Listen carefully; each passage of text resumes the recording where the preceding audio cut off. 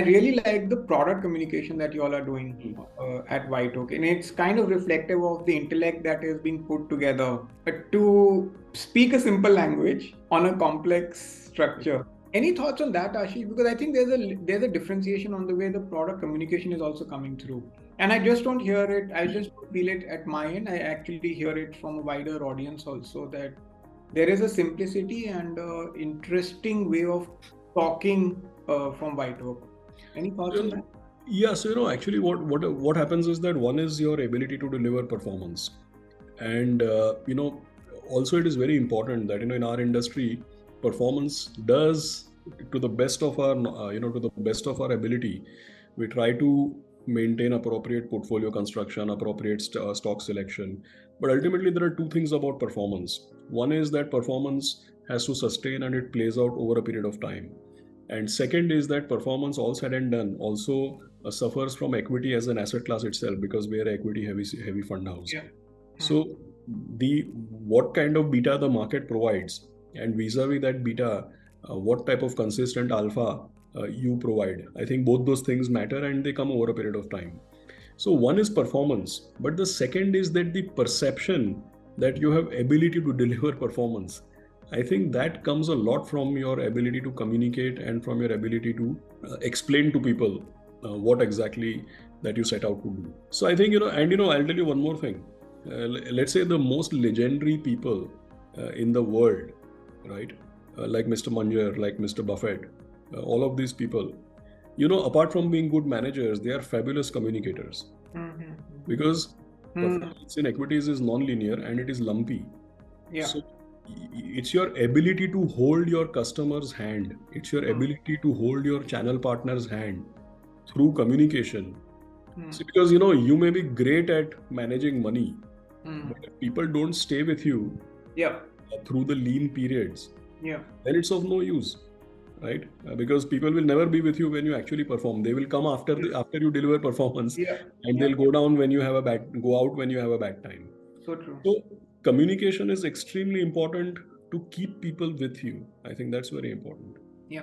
And in that, wanting to keep the people with you, and going back to your original statement that 90% of the business that we are in is investment management, and it is non-linear, it's lumpy, then how do you bridge this entire thing? Hey, investment management can be lumpy and I need people to stick around. So what is that secret that you all are working on, or at least some bits that, I can do this and help investors stay put? See, I think we suffer from 2 or 3 challenges. The idea is very clear, the way you captured it, that you have to deliver performance. Yeah. But you are also cognizant of the fact that this performance can be non-linear and it can be lumpy. And always being relatively saying that I'm relatively better doesn't help, because a lot of times the asset class itself goes through its own challenges, right?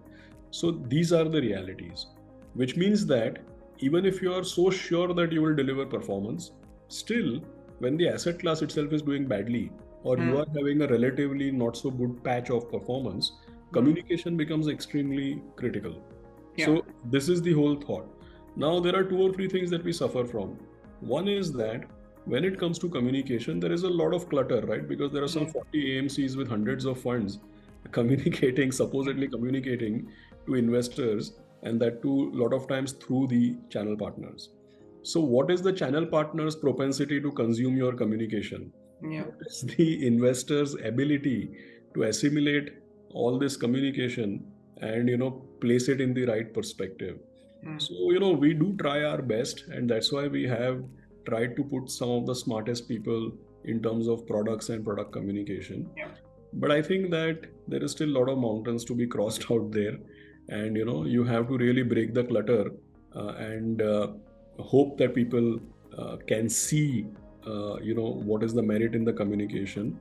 And if you create some properties and if you are consistently good, then I think people would like to pay attention. Yeah. One of the things that I've really liked about whenever I've looked at fact sheets or gone into a little more detail around White Oak's funds, I really like the attribution analysis that you all do on the fund side also.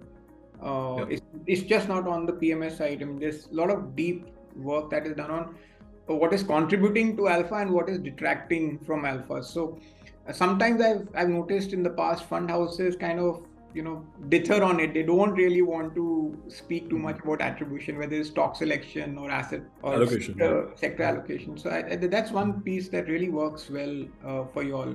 The depth in which you all go to showcase what's working or not working. See, I'll tell you one thing. I think that I personally, if you really ask me, a lot of fund houses should not be sharing that for a simple reason, that you can share this attribution analysis. Well, yes, from the customer's perspective, channel partner's perspective, it is important. But in a lot of cases, the way the fund is being managed, a lot of the return gets crystallized. I mean, presence of return or absence of return, one way or the other, gets crystallized right at the level of portfolio construction itself.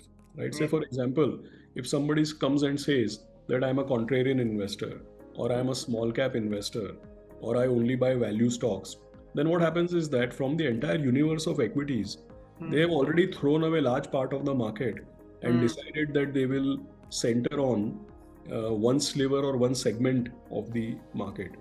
So what happens is that in a lot of cases, bulk of the alpha gets baked in the moment you determine your universe. If your universe is contrarian or cheap or low price to book, low PE multiple, then you have a value bias.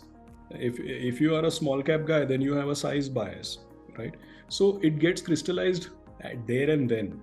So it's obvious that a lot of their return is going to come just from that allocation, and stock selection is just going to be subservient to what they do. It's going to be less part of the value add. Whether they will outperform or underperform gets baked in the moment they decided to choose that segment of the market. So I think for a lot of people, it is difficult to talk about attribution because bulk of the return will come just from the allocation and the universe that they operate in. In our case, it is very important, very pertinent, because we are actually going after neutralizing all these allocational biases. We try to balance our portfolio and we try to generate the alpha from the stock selection. So for us, it's very, very important to share the attribution. Also, I think if more and more people share this kind of data, then whatever I spoke now verbally will become a bit more visible to people in terms of the numbers. Because to beat the benchmark, you must have active portfolio. But active portfolio can be created by creating straight away these allocational biases, or by balancing those allocational biases but having active stock selection. World over, it is well known that these allocational biases, they whether they will give return or not is determined by luck, whereas the stock selection is more a function of a skill. So I think more and more people share this data, the awareness will go up. But in certain cases, the fund management style is not amenable to presenting this data. I think that's how I would put it.